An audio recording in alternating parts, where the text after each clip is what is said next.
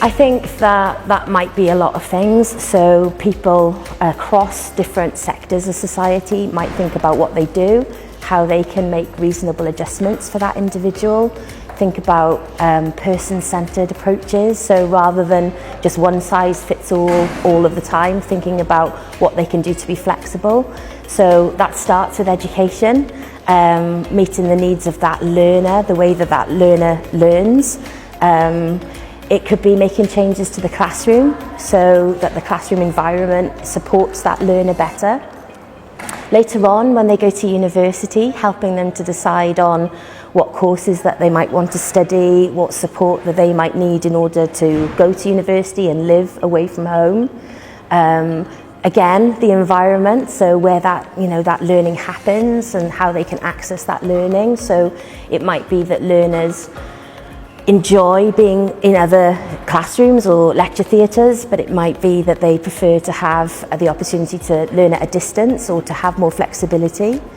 And then after education, there should be hopefully some transition planning to think about their career opportunities as well as housing, so how they can live more independently away from home. Preparing them for that so that they know how to look after themselves on a day-to-day basis, to do their own shopping, their own cleaning. It could be that adults want to have relationships with other adults and they might need to be supported to do that as well, so that they can, I suppose, live as independently, as fully as they should be able to do. And very often, that is actually a challenge, and it's up to parents then to teach them these things. And sometimes parents are not the best people to do that, or they find it difficult to do that. I think there's sometimes some inequalities as well with other things like healthcare.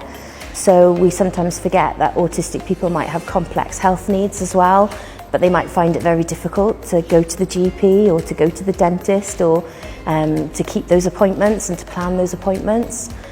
So yeah, there's a lot of things that are needed to help that person to reach their potential, I would say, but flexibility and being able to meet that individual's needs are key. I think there are lots there.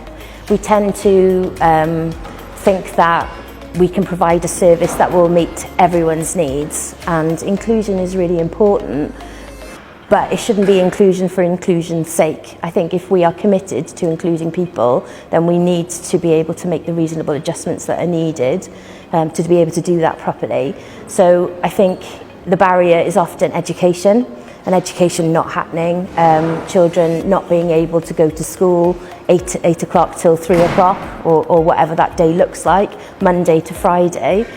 But nevertheless, it shouldn't be, well, it's this or it's nothing, and very often it is. So children, school refuse, so they stop wanting to go to school.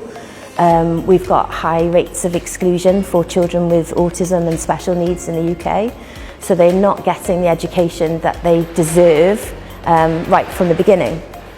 The other barriers are we offer very little support around that child as well. So it's things like going to secondary school and preparing them for that change, puberty, preparing them for the physical, psychological changes, emotional changes that happen.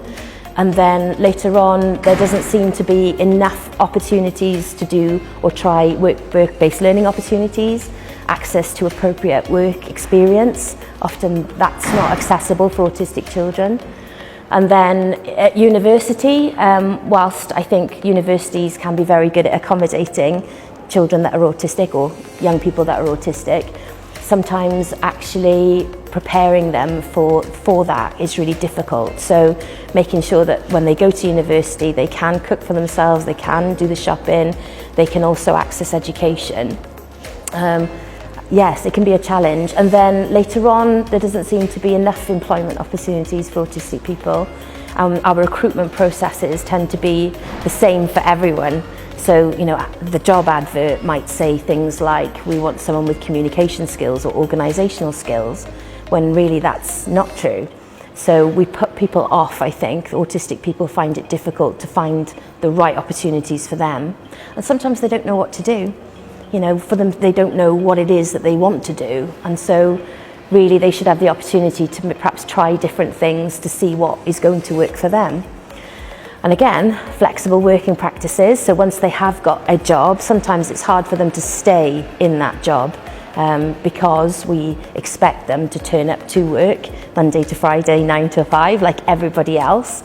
We expect them to perhaps to work as part of a team. That might be a challenge. Work in different environments might be more difficult. So there's lots. And appropriate housing, if you go on to that as well.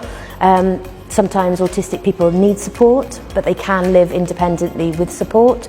But it seems to be that either you are, someone that needs care, or you're someone that lives at home with your parents for a long time, and that I think needs to be thought about better as well. I think education is key, really, and it should be a bit more than just classroom education. I think children need an opportunity to experience and explore the world. If we did that at primary school, for instance, so if they were allowed to go to different environments, to understand things about the environment as well, get out and about and be able to put that education into context and experience things more.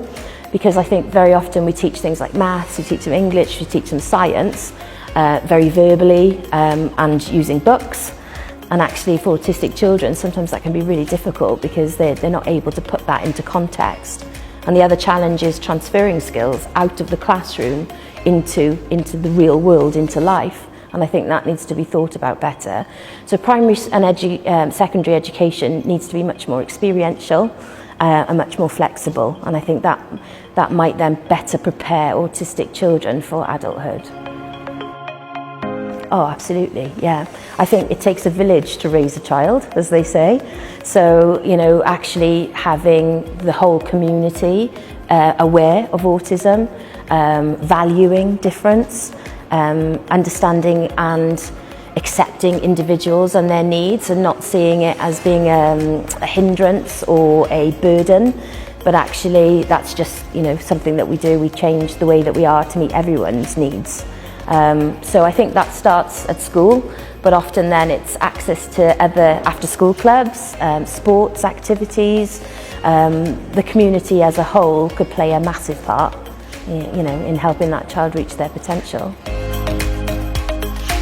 I think employers miss out on lots of talent, skills and knowledge that exist in the autistic community because they're not making their recruitment accessible properly. So right at the beginning, people are not applying for jobs, or the idea of going to an interview with an employer is just too much, and they find that very difficult. I think employers, once they employ autistic young people or adults, they also need to think about the reasonable adjustments that need to be made, not just to the environment, although that is important, but also to the actual communication processes that take place as well. So from a management point of view, how they prepare that employee to do their job, so induction, but also how they provide feedback on performance, how they meet, how they set targets and goals, how they explain those targets and goals, how they can support someone so that they've got more flexibility perhaps in their working life. All of that I would recommend thinking about, and the value to the organisation could be huge. Autistic people are very loyal, they're often very knowledgeable, they have expertise, and all of that we miss out because we just expect everyone to do the same thing, and I think that's a shame, yes.